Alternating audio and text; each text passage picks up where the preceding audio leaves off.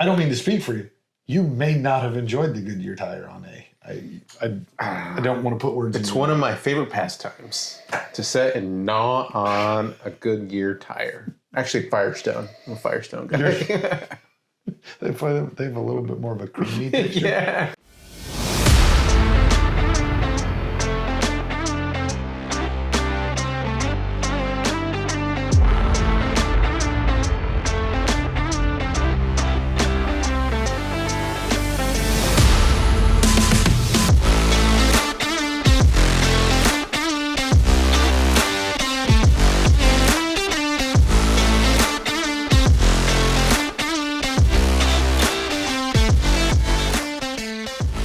Good evening, fellow friends and folks.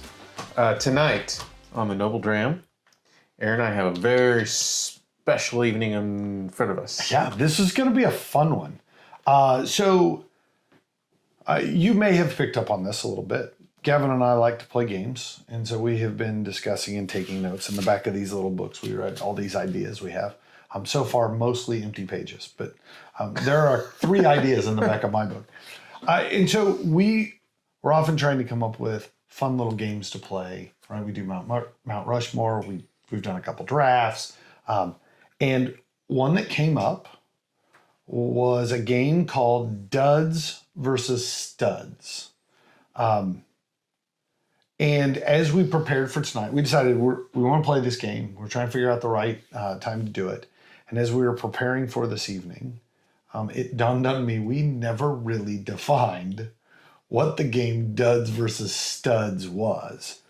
Other than my job was to pick 2 bottles for Gavin to taste and ultimately pick a favorite between. And Gavin's job was to do the same for me. So you'll notice in front of us today are sealed Glencairns. They're sealed because neither of us were in the room when the other guy was pouring the whiskeys. Additionally, they're labeled so we can keep track of which whiskey is which. So you at home will know which is in which glass. Right? We will make that happen with the magic of editing.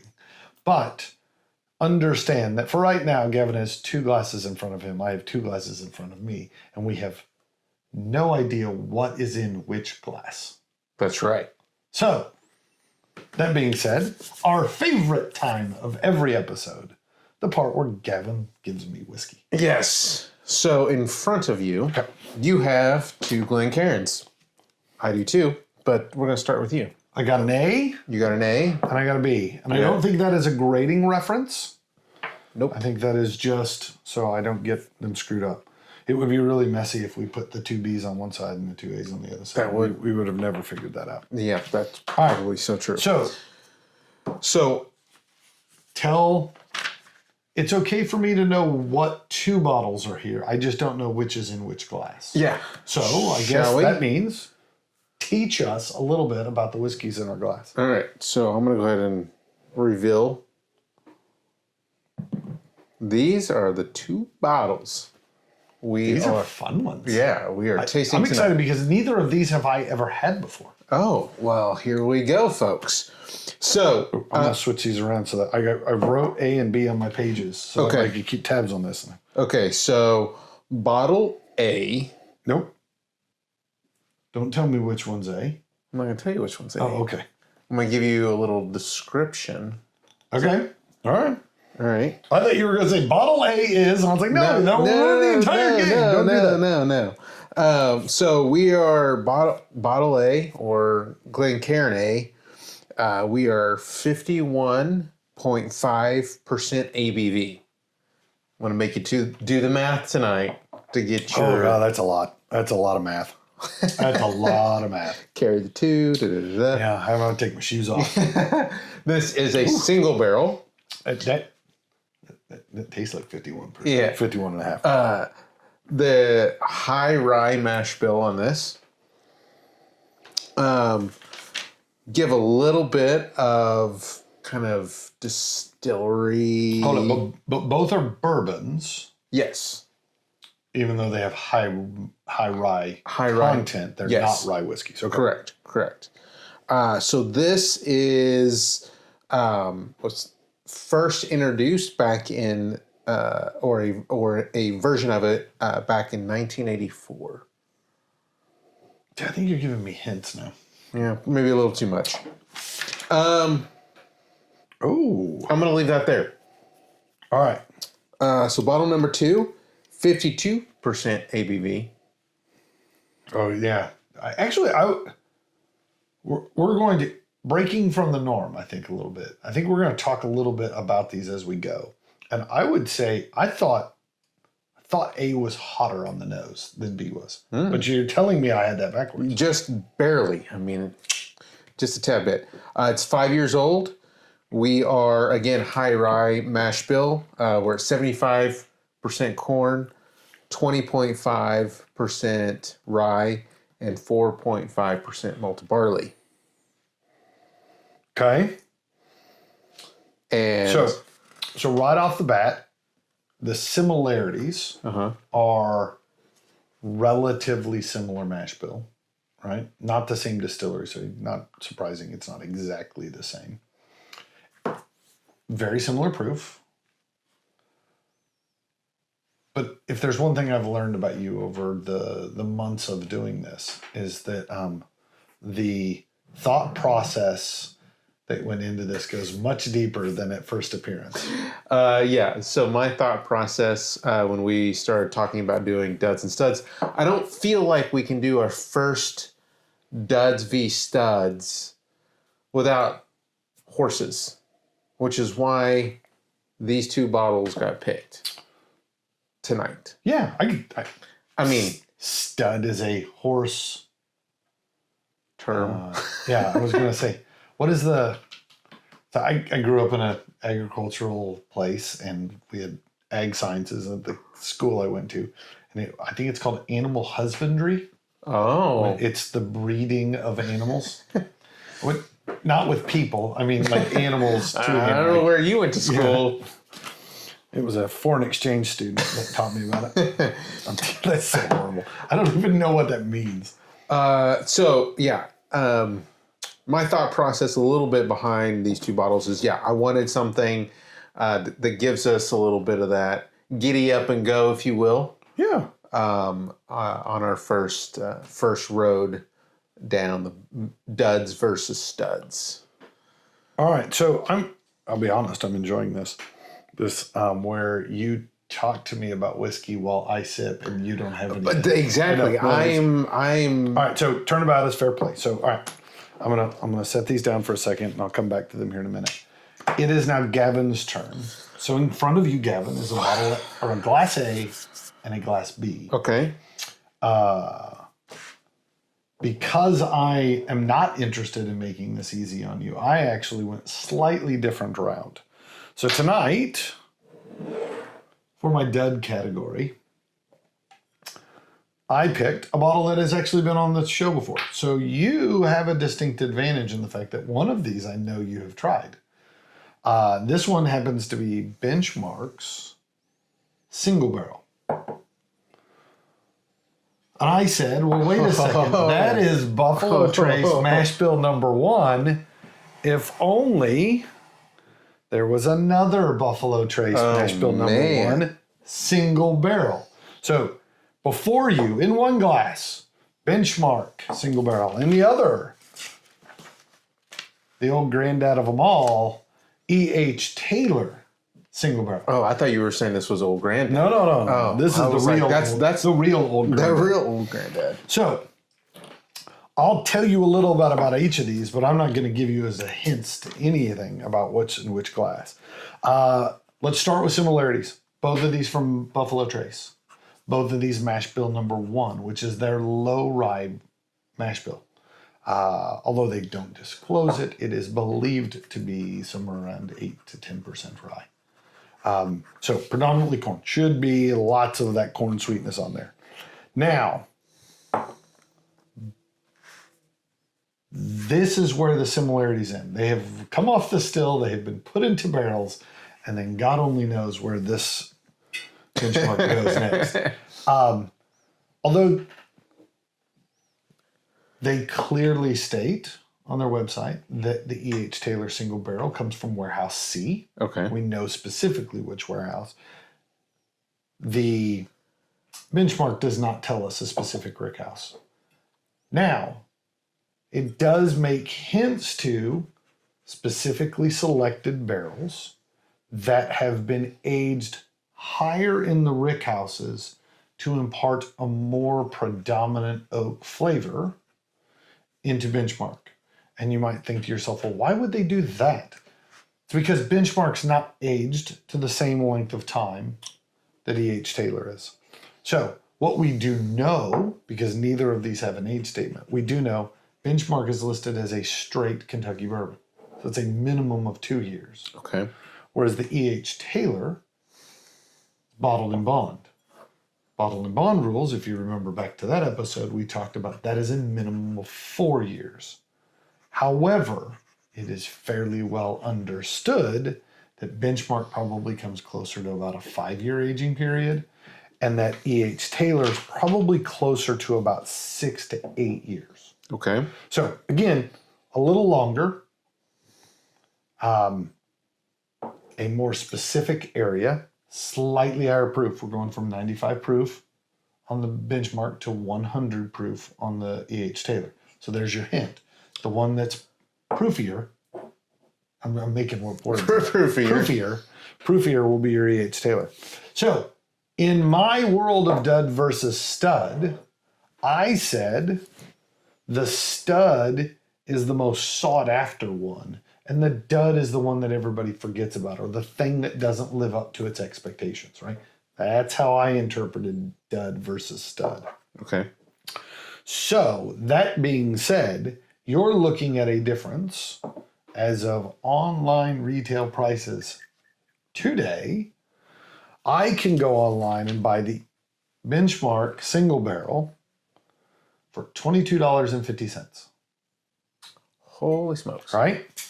Retail price. Should you find one at retail? There's a whole nother debate. On the E.H. Taylor's is about $84. But I think it is fairly understood that this bottle will set you back in the $150 to $200 range. Should you find one on the illicit secondary market? Illicit. We're not proposing that you go to the secondary market to buy things, but you can understand how the market has shown which of these two is the dud and which of these two is the stud. Now, that being said, Gavin, the question I have to you is a guy who likes bourbons, likes whiskeys of all sorts. There are those bottles that are highly sought after and chased, and people. Recently, we had the big bourbon drop at the stores around town, and people were camping on the sidewalk like, what's the politically correct term? Unhoused people, right? Can't call them homeless anymore. But those that have camped out for days for the opportunity to buy one of these stud bottles that you get out there. In your mind, if that is a stud, then what really defines a dud? Maybe we'll start there. I just want to get your understanding of what is dud, what is stud. We'll get to whether or not it's worth it later. What is a dud versus a stud for me? When I think about duds, I almost think about it a little differently. Maybe I have purchased bottles, and I got them home, and they taste nothing like what taster I had of that, right? And so I'm almost thinking, okay, you could take it a couple different ways. Was this bottle just a dud? You know, was there something wrong with it? Single barrels run the risk that you just got a bad barrel. Right. I shouldn't say bad barrel. Not a An barrel that lived up to what you wanted. It's an off-profile barrel. Yeah, okay. That may be a good way to put it. Yeah.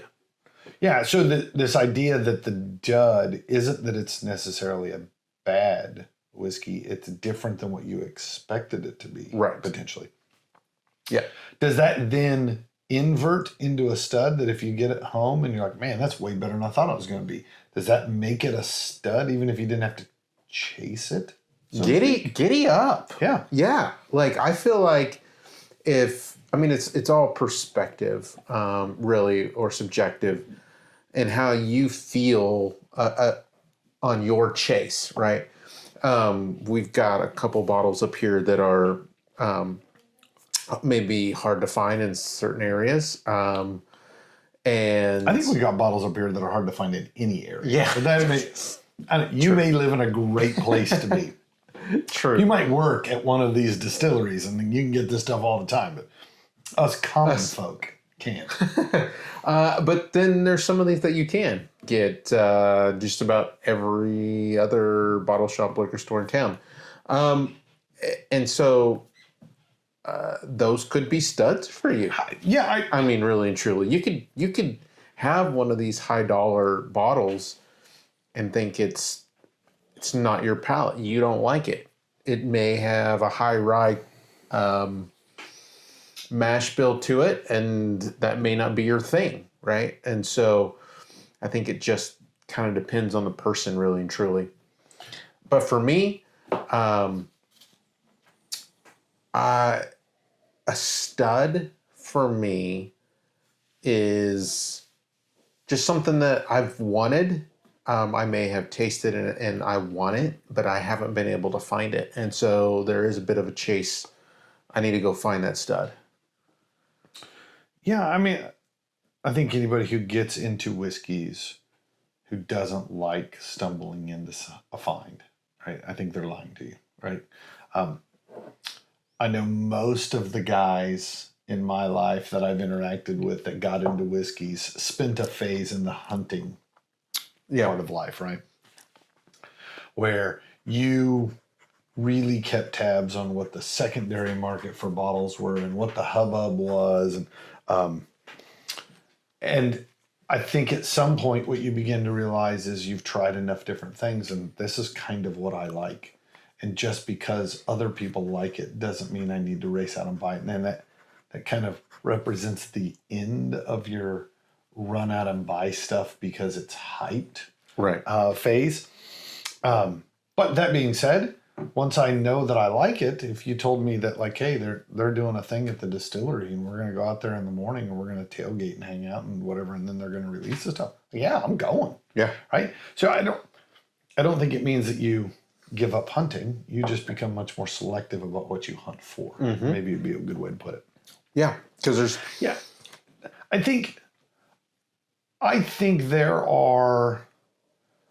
there are still whiskeys, though, that you go out and you're looking for that bottle that you can proudly set on the shelf, right?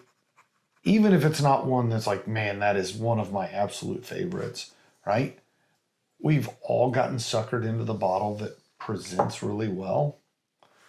The bottle's pretty and you buy it, and then you get home and you're like, the whiskey on the inside isn't as good. Right. I think when we get to the liquor store and then like there's the tequila that comes in a hand grenade bottle or a machine gun bottle. Yeah, I know that what's in there's gross, right? I know that like they're selling it as the novelty of the bottle. Right. They spent more money on the bottle than they did on the juice. Yeah. So in the world of scotches, you get a bit into this. If you're going to pay $5,000 for a bottle of scotch, I expect the bottle to be damn cool. And it better come in a really cool wooden box. And because I'm spending that much. And then the question ultimately you have to start asking yourself is, am I paying for a box that makes me think the whiskey's better than it really is? It's one of the fun parts about doing these blind is that as much as I know there are two bottles, those are two distinctly different bottles in the world of hunting, right? I will say, at least so far, my preference, there isn't one of these that is light years ahead of the other. They're actually very close. Different, for sure.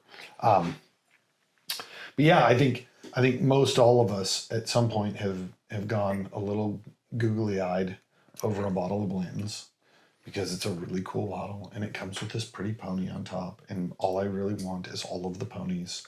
And Yeah, it's funny to me that grown men who search for whiskey turn into like 11-year-old girls where all they love is ponies. My Little Pony, right here. Yeah, it's a good one. It's a golden pony. Yeah, for me, right, Blantons was that first whiskey that, like, the very first distillery I ever toured. We were on a work trip and we went through Buffalo Trace. They were bottling Blantons when we got to go through. And then we went back to this was long before it had been quite so, I won't say it wasn't touristy back then, right? It still was a bit touristy. Now they kind of herd you through like cattle just to show you everything. Back then it was a little bit more one-on-one, a little bit more intimate. And we ended up at the airport just ordering Blantons after Blantons after Blantons because that's what we had seen that day and that's what we tried. And so, yeah, like one of the very first loves of bourbon was Blantons. But that was also back in the day when you could walk into a liquor store and it wasn't whether or not you could get a Blantons. It was whether or not you got the one that was sealed in a box so you couldn't tell the letter. Because when they boxed them, right, only half of them go in boxes. The other half set between the boxes in the little velvet pouch. And so on some of them, you can look and see what letters you're getting. On other ones, they were sealed and you had no idea. And that was always the crapshoot was whether or not you were going to get the letter you wanted. So I think in a very broad sense, I think anytime a whiskey lets you down, it feels like a dud. Mm-hmm. Right? And I think that's kind of the definition of dud when we think of something, whether we're talking a firework that doesn't go off or anything that you're trying to use and just doesn't do what it's supposed to do, right? And if you translate that into whiskey, I went and bought a bottle of whiskey because I wanted to enjoy it, and then I get home and I don't enjoy it, well, that's a dud. Mm-hmm. And it raises somewhat of an interesting dilemma is if your palate defines dud versus stud, ultimately that means there's somebody else's palate that might see the exact opposite of that. And you should become friends with that guy. And get their whiskey. And you just trade. Right? Yeah, that's a really good point. So ultimately what you want is somebody who you feel has bad taste. Yeah. This is the problem with us both liking similar whiskeys. Yeah, for sure. I take a flyer on a lot of bottles. It's part of kind of the exploration for me. And so I have gotten a few that are really duds. That almost taste like suds and duds. Like, right. Soap flavored whiskey. Yeah. Yeah. There's a bottle, and thou shall not be named. Maybe we'll blind that bottle someday. Now I'm nervous. But gosh, it is hard to get through. And I feel like I paid money for it and I'm going to drink it. You're not a quitter. I'm not a quitter. But gosh, it's a mixer for sure.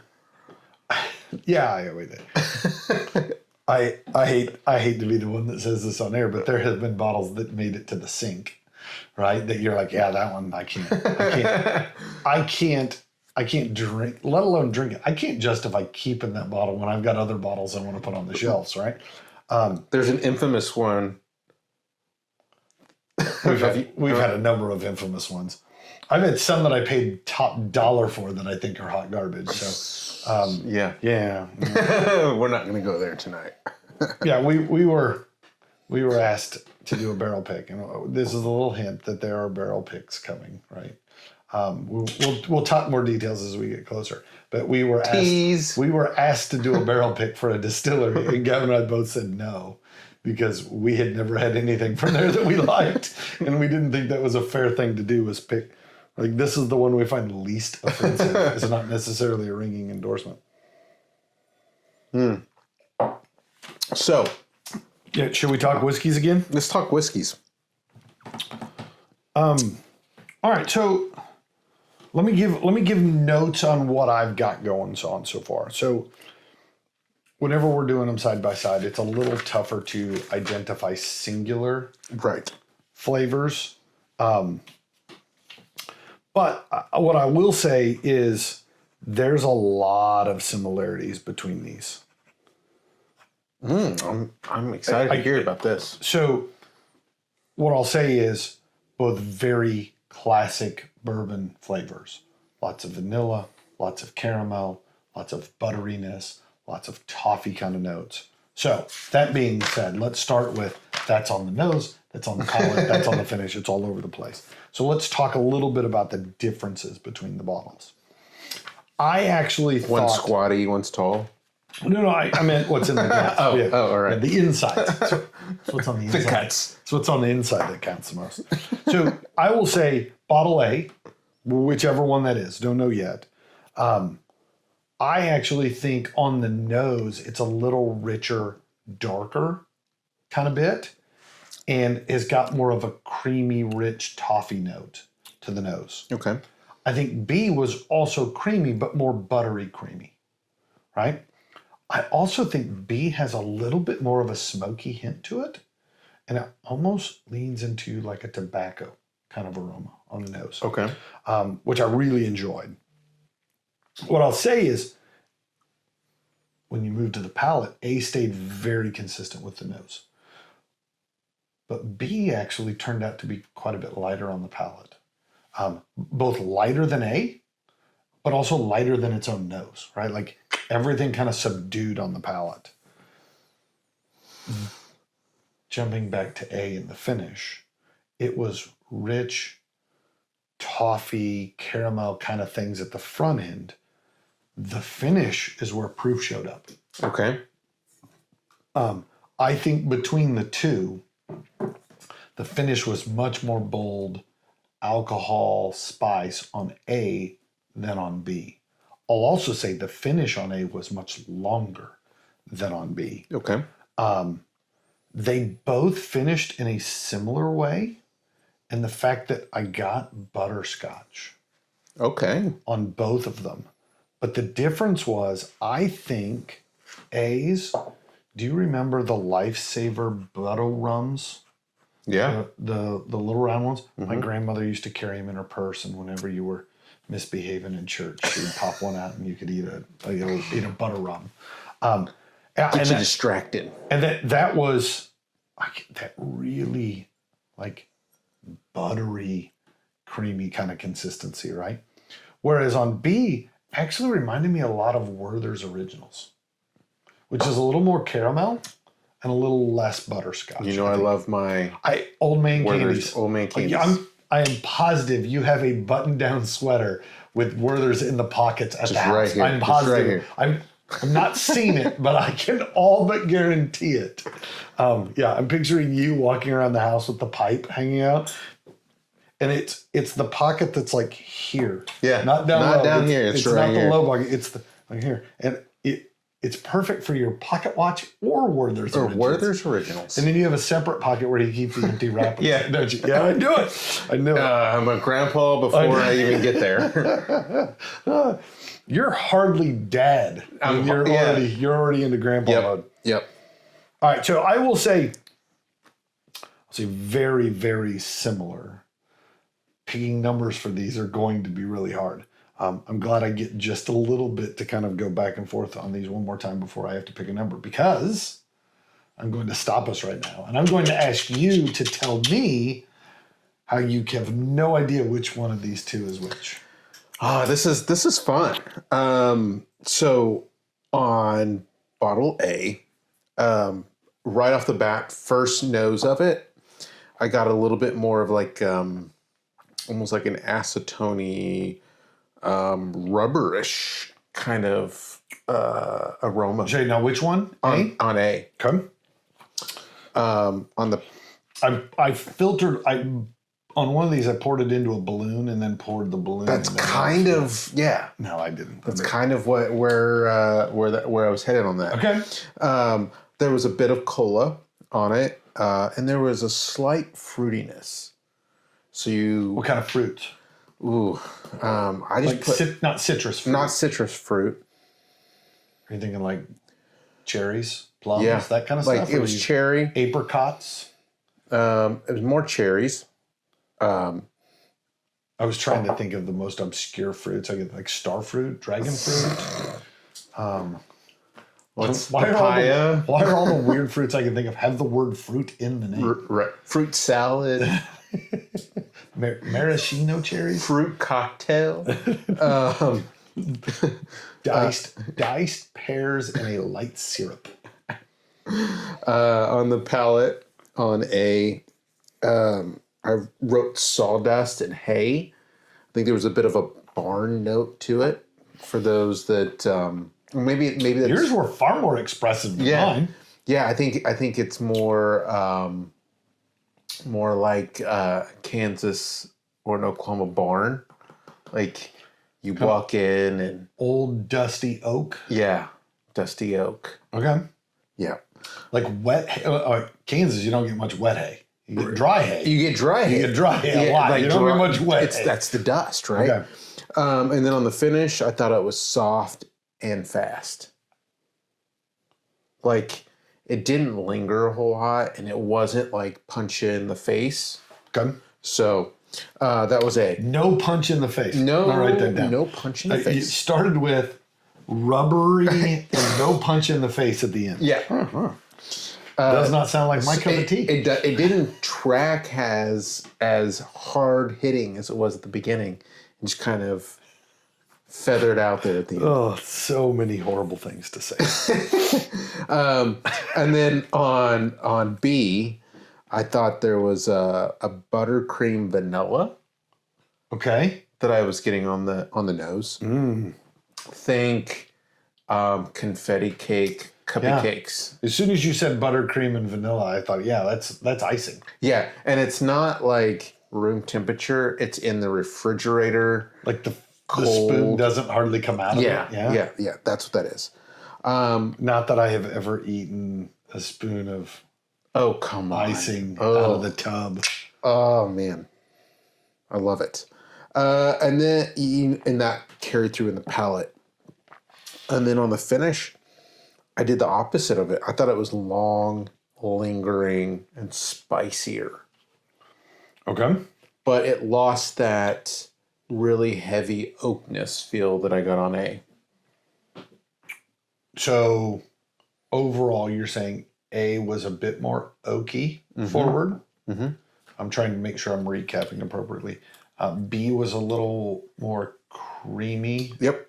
and buttery. Yep. Cupcakes. And A was a little shorter. Yep. And B ran a little longer. Yeah. Okay. That was a good recap. Oh, and I forgot rubber. Yeah, rubber. A had more of a Goodyear tire note. Yes. Okay. I was going to say that, but then I thought, well. You hate to call out Goodyear? Yeah. I don't know. Firestone. You know, like there are a whole bunch of things that if you were to ask me what smells good, I wouldn't put on the list. But then when you smell it, you're like, oh, that's actually kind of nice. Well, now it's like that. Ooh, sorry, I went back to A, and there was a bit of almost a tobacco smoke smell. Like a burning tire? You should stay upwind of that. Goodness. Yeah, like we go to describe some. We go to describe some scotches, and we use creosote and rubberiness and sulfuriness, and like none of that sounds good. But you think about the smell of walking across a railroad trestle bridge, and you're like, God, that smells good. Mm-hmm. I just want to eat that up. It's not a thing I think of. Like yum, yum. But yeah, I'm with you. Well, when you say like, oh man, I get acetone on this, and you're like, I had a wide variety of goofball jobs over my professional career. Do tell. I had a job working one summer when I was in college for a general contractor, and we were building homes. And I lived in an area where we had basements, right? They don't have those here. You dig a hole 4 feet deep, you have a pool in Houston. But when we would pour the concrete walls of the basement, you sprayed all of the plywood formwork down with diesel oil, right, to keep the concrete from sticking. And to this day, I think the smell of diesel oil is really pleasant. I know better than to drink it, but I still like it. So yeah, there's a lot of weird aromas that you're like, I can't believe that I enjoy that, but yet I do. I don't mean to speak for you. You may not have enjoyed the Goodyear tire on A. I don't want to put words in It's your one of my favorite pastimes to sit and gnaw on a Goodyear tire. Actually, Firestone. I'm a Firestone guy. They have a little bit more of a creamy texture. Yeah. All right. Less wire in the tire. All right. Enough with the tire talk. Let's get back to something that's serious. Let's put a score to these. I love it. So you presented first, so I guess that means I give scores first. Yep. So I'll say this is a tough one because they're so similar to me, but yet at the same time, there is a subtle difference enough for me to, I'll say, define a winner. I think that's hard because I think what you're going to see in my scores is that they're really close. I mean, really close. So do we want to do winner or do we want to actually give scores? I guess that's a good question. Let's do a numerical score that then thus clarifies the winner. Right? Did you win by a little bit? Did you win by a lot? And then ultimately, then becomes the guess as to which bottle was which. Right? So let's start with numbers. Starting left to right. I think both of these are very tasty bourbons. I think both of these there's absolutely no reason why you wouldn't put this in your collection, right? Obviously, we haven't talked about how much either of these bottles were, or how available they are, or any of that kind of stuff. But I'll start with A. I give A an 87. Oh. I thought A was delicious. In that very classic creamy, buttery bourbon note. Here's where I struggled. I think I could give bottle B, glass B, I think I could give it an 87 as well, but that really defeats the purpose. So the question is, do I want to go up or do I want to go down? I know that they differed by half a point in proof. You're going to do half a point? I think I'm going to go half a point. I think B is an 86 and a half. I actually liked the creamy butter rum notes of A just a little more than the tobacco and caramel notes I got out of B. And I'll say it's not so much that I enjoyed the flavors more. I think A lingered on the palate just a little bit longer, so I got to savor it just a little bit more. So it was enough to give it a half a point swing. I will say neither of these were, oh my God, stop what we're doing. I need to call my parents and tell them about this moment in my life. But if anybody walked in with either of these two bottles, I would happily say yes, pour, pour, pour. So yeah, that puts it in the upper 80s for me. 87A, 86.5 B. I like it. So the question is, which is which? Here's the struggle I have. I've never had either of them, so I don't have a good benchmark to say, yeah, that's the one I think this is. Did you say benchmark? Yeah. Neither are benchmarks. Yeah. So I'm going to guess that the Pinhook is bottle B. My reasoning here is I think the shorter age, because I believe the Pinhook is a 5-year-old and I think the Blantons is probably 8 or a little longer. I think that difference shows up in the finish and that the finish doesn't carry through as much. I also imagine, knowing what I do know about Pinhook being MGP juice, that this is part of that vertical series, and so this has been aging. I think the smoky note comes from a little bit of a darker char on MGP. I think it showed up. I wanted to say, it's hard to tell now, I wanted to say that B actually looked a little darker in the glass too, which kind of aligns with what I think, and the fact that they've probably gone a little bit more aggressive on the barrel. But God, I got no complaints on either of these. Locked in final answer, not phoning a friend. You're hitting A. A is my by a nose at the line. I think it's the Blantons. Did I do it?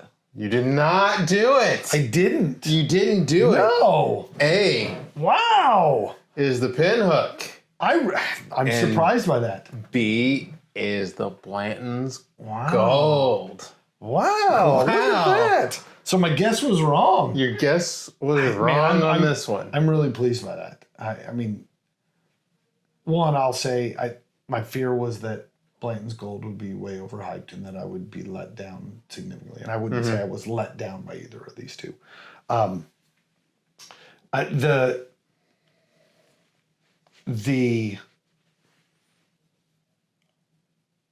have to go look to see how much the Pinhook was, right? Because it's been a while since we bought that bottle. That one's been sitting on the shelf for quite some time before we cracked it open. Yeah, because this is the 2020 release. Yeah, this is an older one. This is going to be one of those weird ones that if we're talking about availability and your ability to go to a store and buy it, the Blanton's Gold is much easier to come across than a 5 or now 6-year-old bottle of Pinhook. So yeah, maybe in the world of dud stud availability, I did pick the stud here. Actually, so of the two, the Pinhook's named Bourbon War, right? Yep. Bourbon War was a actual racehorse. Was an actual racehorse. Was put into the stud market. He probably is the stud in this, right? Yeah, so maybe I did get it right. Probably right. I did get it right. Yeah. See, I talked myself into winning. Yeah. So knowing, well, I don't know, because this is actually Aaron's bottle.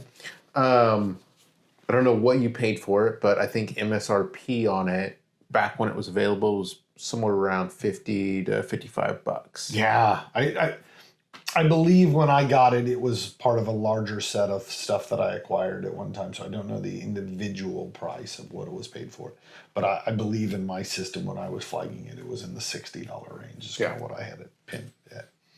And then and then this the cheaper. So if we go by price, the dud one. If we go by actual stud services, the stud one. Yeah. So that's intriguing. This bottle set me back about $139 on this one. Yeah, had to do it over again. I'd buy 3 of the other bottles. Yeah, exactly. For sure. I don't know what I do with. I do know what I do with 3 of them. I drink all 3 of them. Now we know. Yeah. No, well. Yeah. I'll be honest. I had not opened any of the Pinhooks. I had several, and after meeting the guys from Pinhook at the Houston Whiskey Social, we were talking about what we had and what they were offering, and we started talking about the stuff I had. And he's like, "Oh my God, you have the 2020, you have the 2009. Those are great bottles." I was like, "Oh, hell, let's go home and drink them." So he was right. I agree with him completely. Yep. He may have lied to me about everything else, but that he told the truth. All right, I want to hear your score. I will say just on glass fullness alone, I've got a pretty good idea which one of those 2 you like better. So we'll start with A. I think A for me finished so soft and fast. And then there was a bit of just too much oak for me, I think. And I love oak, but between the two, I gave A 79. Okay. Not a wowing number. Not a wowing number. Doesn't mean it's bad by any means. Just not a wowing number, I guess. And then on B, it had a bit more of that sweetness, the vanilla, I call it the cuppy cake. Yeah. Cuppy cake? Cuppy cake. Oh. Well, you know, if we're making up words, I guess we're making up words. I think there's actually a song about cuppy cakes. An 88. Wow. So I guess between the two, do you have a feel of which one was which?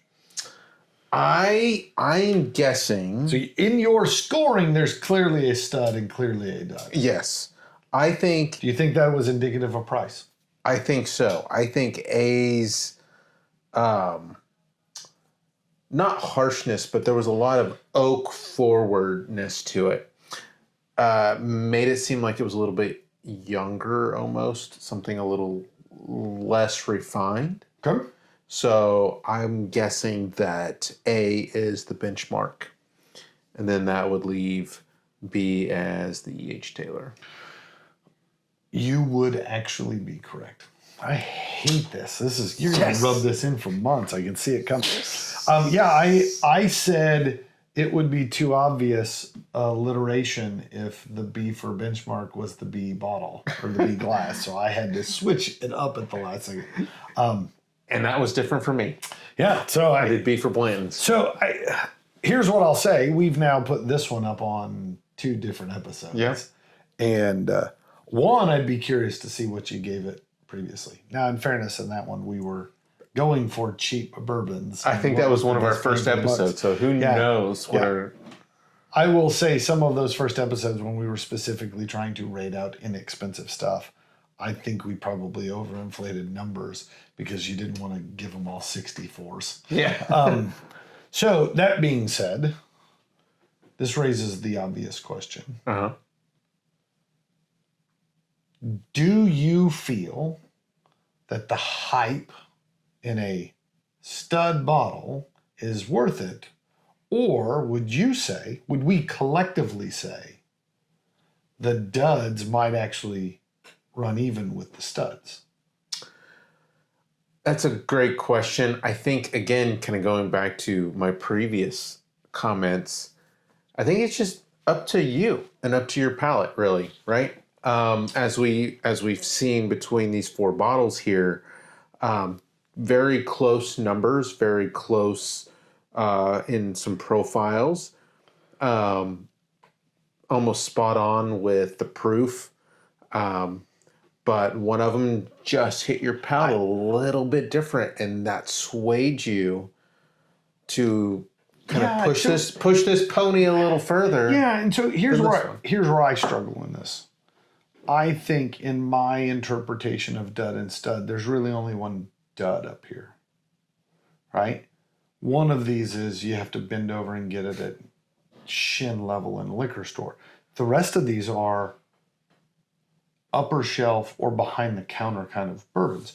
So you could make an argument that there are 3 studs and 1 dud. I think the one true dud, yes, scored the lowest, and not just a little bit, but by far the lowest. So I think in that regards, tonight, yeah, I think we could say studs beat the duds. Yeah, agreed. I don't know as if that applies every time and in every instance, but for us tonight, absolutely, I think so.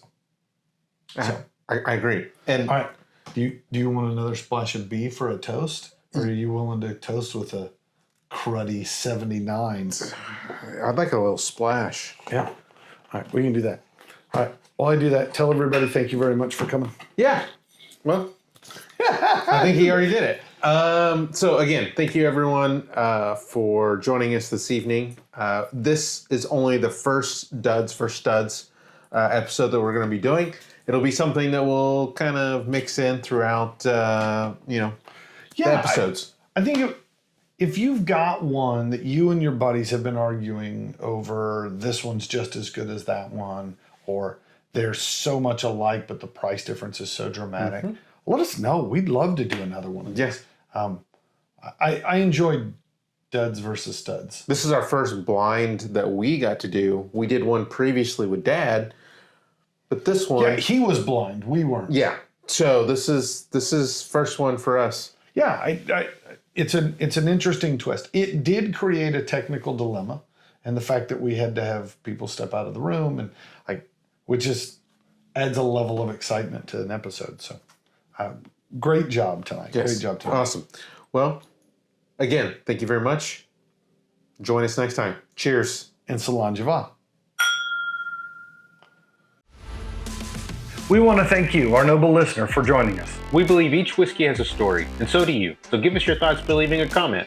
And if you have a whiskey you'd like to see us share, let us know. You don't want to miss a single episode, so subscribe to our YouTube channel.